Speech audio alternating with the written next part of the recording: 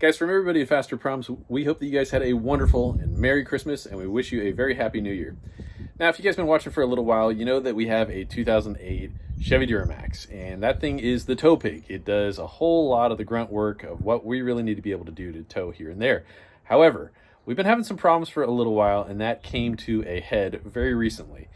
Now, I broke down in the middle of Atlanta in the middle of the night, and unfortunately still just had a couple more hours to drive. So what would normally take me about a 9-hour drive took me 16 hours. Really, this is kind of an agonizing thing. So I hope some of the stuff that you see here might be able to help you out in the future. So check it out. Hope you guys enjoy the video. Well, the fuel pressure issue continues. So I am the slowest guy on the interstate right now, and that fuel pressure right there is supposed to be the same as that guy right there. So we are going uphill, and yeah, we're struggling to do 40 miles an hour right now. And you can floor it and it doesn't go anywhere. You can very, very gently throttle on the downshifts, and yeah, stumbles. Fuel pressure goes down to 1,000 pounds. There we go. It's so herky-jerky. It's so rough. We're going to get this fixed, though. Oh, yeah. Here we go. Downhill coming. Come on. Come on. All right, guys. I am still somewhat of a diesel newbie. However, there are a few things that I do understand, and through some friends like Adam Pila and also Nick over at Calibrated Power Solutions, also known as Duramax Tuner, these guys have helped me out a whole lot. I want to walk through the differences of a diesel and a normal direct injection engine like what is found on the late model Corvette, for example. So in factory trim, there was not the lift pump. This is an aftermarket unit right here. So this is the air dog, of which I will also refer to as the lift pump is the air dog. The high pressure pump right here, the CP3, is drawing from the tank. There is not a helper pump helping fuel get up there. Now you can support a ton more power now that you have this air dog or this lift pump. Okay, so in factory trim, this was virtually vacuum right here, but now you're going between 8 to 12 psi, and then that is stepped up to as much as about 30,000 psi in the rail as it goes into the diesel engine. Now, a direct injection GM vehicle. So it's found on the late model Corvette, Camaro, and Silverado, Z06, all of those, okay? You have between 38 to 87 psi on the low side, so that is what the factory fuel pump in tank does, and that goes up to the high pressure pump, which again is also located on the engine. The pump can vary the voltage, and there are different pumps out there. So for example, on my diesel, I have an Exergy high pressure pump, which is a heavily modified CP3 pump. The Exergy pump we installed earlier when we had done the turbo. For the late model GMs, they have the LT4 pump and the LT1 pump, and those are the only two different pumps. So on my S10, we're going to be running the LT1 pump until we run out of power, and then we'll put it on the LT4 pump. But that steps up between 2,000 to 5,000 psi, so a much bigger difference between the gas and the diesel. All right, guys, so in order to troubleshoot the problems of what we have, we need to know what we're working with and know the possible issues. I've talked to a slew of different people, a couple different techs, a couple different tuners. I've got a few ideas on the board here, and we're going to try and go through them and check the likeliness of them. We are going to try and go through step by step and knock all that out. All right, so that is our factory fuel tank right there, and then that is going to our air dog, and then this is our aftermarket fuel tank. Now we have a major oil leak of which I'm not going to be able to tackle here by myself. We'll have to do that when I get back to Florida.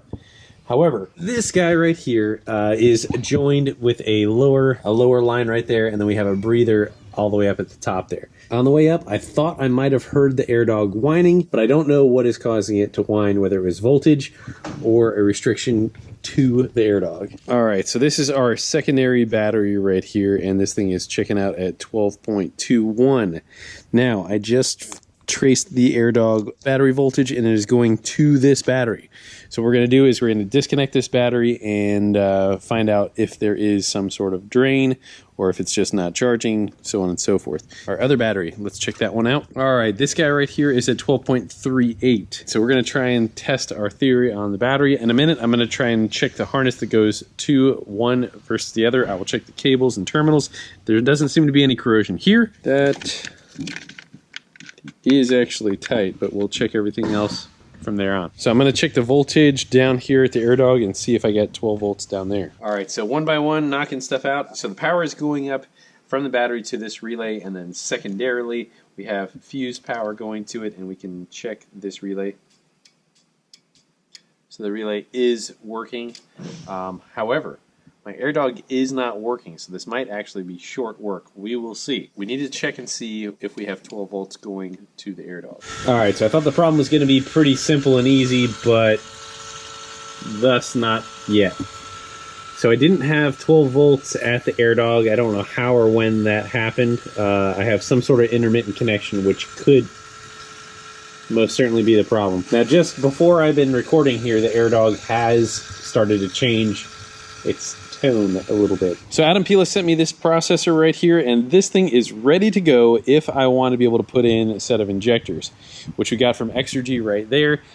Dealing with Randy and Exergy has been an absolute dream. The CP3 that they sent is amazing, and I've had so much fun with this thing, especially with the upgrades that they have provided. But putting the injectors in looks like it's going to be a bit of a process. So maybe one or both of my boys are going to be able to help me tackle that job, but it's a pretty big job. All right, so on the other point of checking and testing, Laz sent me up a fuel injector tester, and only problem is we're supposed to be between 8 and 10 psi. This thing goes all the way to 100. Now normally that's a great thing, but for this particular situation, it's not. First thing we're gonna do is take care of some of the low-hanging fruit.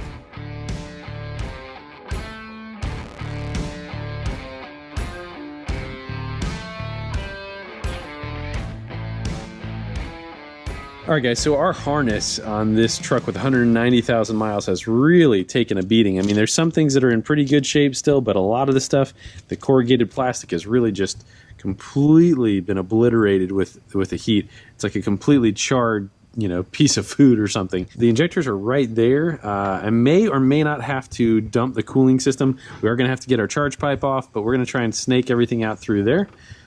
Shouldn't be as bad as an LBZ. Alright guys, the other side is apart, and they have these hard lines that go to the injectors there. They kind of go under there. It's a 17 and a 19 millimeter. We have taken those apart right there, and they have these little clips that are very interesting that hold the return style in. Alright, so this is a line that goes into the top of the injector, and so that is the injector right there. Another one there, and these are the return, which is crazy to me. But very interesting. Everything is so darn brittle, I'm almost surprised they don't have more leaks or anything like that. These are a 12 millimeter. I'm pulling those off. I got those all loose except for that guy right there, and we are about ready to pull these injectors out. So I thought this was going to be a very difficult thing to pull out this injector, of which I saw online, and this just came out incredibly easy, like my custom little step stool there. These are some expensive step stools right there, though. I'm going to get the rest of these guys out, and let's take a look at what the new ones look like there. There's definitely some nastiness there. Dang old nasty's 190,000 miles. These injectors that we got from Exergy are 60 over, so we should be able to achieve a goal somewhere around in excess of 600 wheel horsepower. Okay, so they got new clips. That's pretty sweet. They get a little X for Exergy. Man, that is really nice. All right, man, that's some pretty interesting data right there. That's kind of the readout of what these exact injectors are. So it tells us the size, the return flow, the nozzle flow. This is very different than what I'm used to with gas fuel injectors. The data that we have to put in there is very different. Now, that is not given with these. That is something that's up to the tuner, of which I'm leaving that to Adam Pila. So these are some absolutely top of the line injectors. These have LBZ nozzles on them, which are supposed to offer better, cleaner drivability and make a bit more power. Just like it says right there, LMM with LBZ nozzles. So the holes are so small. These things are really meant to atomize very well. This is Blake. Blake's helping me out today.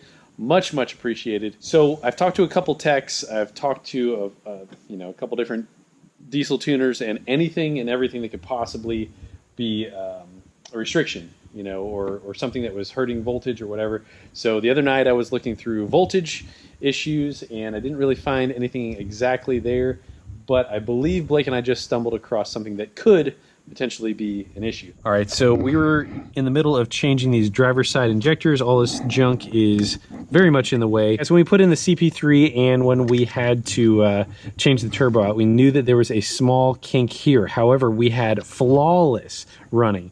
The problem persists once we've been driving for hours and hours. All right, so a buddy of mine told me to check down here where that line goes from my hard line to the soft line, and I checked that. I did not see any kink or anything. I pinched those guys really, really good. Didn't really feel anything there. So that same line is this one right here. This guy right here, I believe, is the culprit as of right now. All right, this line I can pinch shut pretty easy. That is the factory single ply line. At the very least, if we could replace this guy, that is going to be our target. Now, I don't know if this is in fact the issue, but this is a issue. Now, I also do want to try and replace this guy so that we can rule out all possible issues. I don't want to have any restrictions in the fuel system anywhere so that we don't have any sort of problems like this ever again.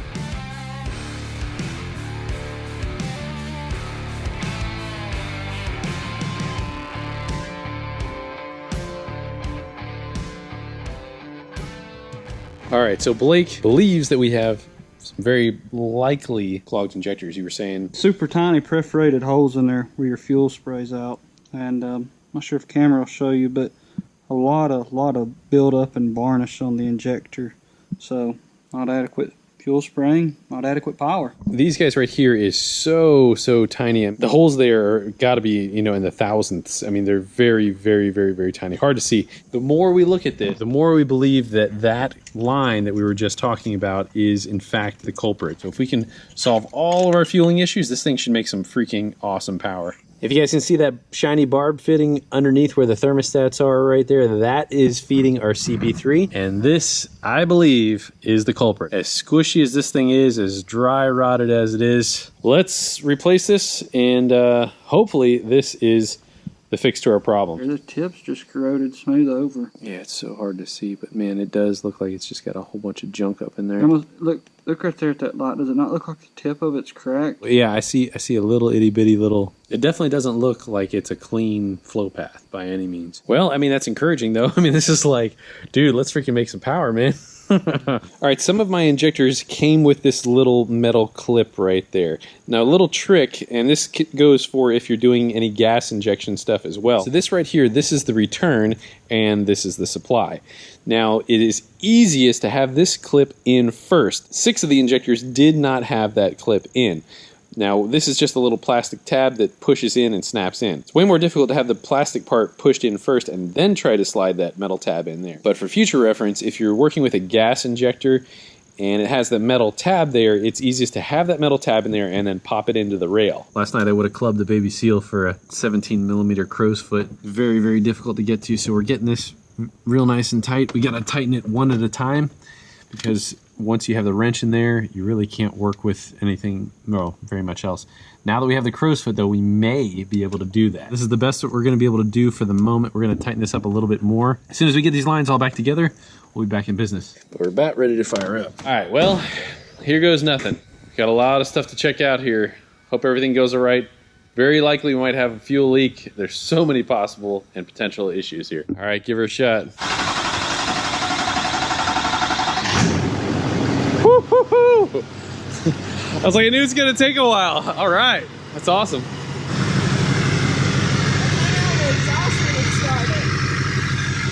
Oh man, that's crazy. Soot. It sounds smooth. Hey, give it a little rev. Woo. Oh my gosh. Wow, it's never done that before. No leaks yet. Hallelujah!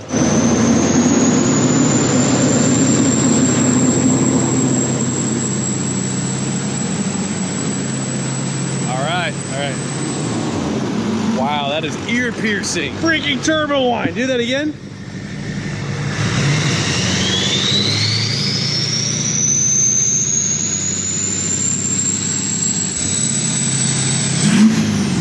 Whoa! Dude, that just like totally smoked out the camera. Oh my gosh. All right, let's go check everything out, man. I can't wait to drive this thing.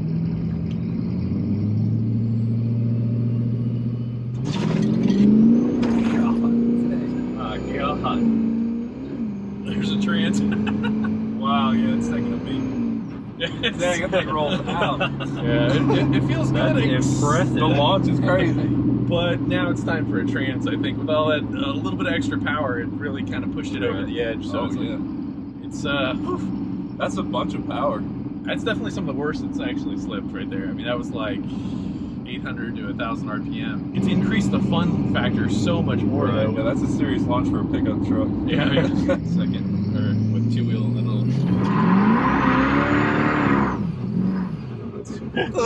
Well, the thing was that like I saw like 4,500 RPM there, and I'm like, well, I should probably just let it. I saw the wheel speed go from about 15 to 55 or 60, like immediately. We don't need to break anything else today. Yeah, today's been a bad day for breaking stuff. Yeah, this trans is definitely there's I don't like it. that little like right there. Yeah. It's trying to lock up. Yeah. Well, that'll be a lengthy install coming up very soon. Yeah. Cool part about these are really good trucks. I mean, that thing will hang in there like a hair in a biscuit for a while. But man, those launches are pretty brutal. Yeah. Power was on this. Last time we dynoed, I think it was like 530 and right around 900 pound-feet of torque. I think it makes a little bit more than that now. With the injectors, it was a very noticeable difference. So these are 60 over extra G injectors, and I cannot say enough about them. I mean, it feels night and day difference. And Adam Pila for the tune, so that I could be able to run this. We got a final dyno tune this, but I think we're going to do that once we get the new tranny in. There's no sense beating this thing any farther than what we have, so that's going to be coming up a little bit sooner. And man, I can't wait to get back to modding this thing. Got some live action coming your way, so thank you very much for watching. God bless you guys. We'll see you next episode.